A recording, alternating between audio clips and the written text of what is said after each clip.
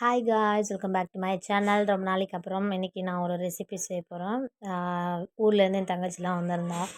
இதை ஆக்சுவலாக செஞ்சு எனக்கு 1 வருஷம் ஆகுது. ஸோ எனக்கு செகண்ட் டைம் அண்ட் தேர்ட் செய்கிறேன். நான் இதை இந்த வேஃபில் மிஷினில் வந்து ஃபஸ்ட்டு கீ அப்ளை பண்ணிட்டேன், பட்டர் இல்லைங்கிறதுனால. இது செல்ஃபாக நான் வீடியோ எடுத்ததுனால ஒரு ப்ளேஸில் வச்சுட்டு எடுத்தால் தான் நல்லாயிருக்கும். ஸோ அதனால் ஓவன் மேலே வச்சுட்டு நான் இதை எடுத்துருப்பேன்.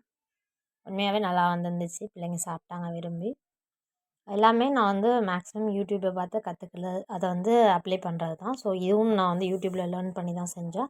ஃபஸ்ட் டைம் செய்யும்போது அது வந்து நார்மல் ப்ரொசீஜரில் இன்ஸ்டண்ட்டாக செய்கிற மாதிரி. இது வந்து ஒரு நாள் விட்டு மறுநாள் செய்கிற ப்ராசஸ் இது. ஸோ அதனால் இதை நான் லேர்ன் பண்ணேன் புதுசாக. இதில் வந்து 3 to 4 மினிட்ஸ் வெயிட் பண்ணணும். பட் ஆனால் உங்களுக்கு காட்டுறதுக்காக இப்போ பாதியிலே ஓப்பன் பண்ணுவேன் பாருங்களேன். இந்த ஆவி பறக்கும், அதாவது வேகிற ப்ராசஸ் இது பாருங்கள். பாதியிலே உங்களுக்காக திறந்து காட்டிட்டு மறுபடியும் மூடிடுவேன். எதுக்காகனா இந்த மாதிரி நார்மலாக உள்ள மாவு அதுக்கப்புறம் அதை அப்படியே ப்ரெஸ் பண்ணிவிடும். ப்ரெஸ் பண்ணதுக்கப்புறம் அதோடைய ஸ்ட்ரக்சர் உங்களுக்கு வந்து அழகாக தெரியும்.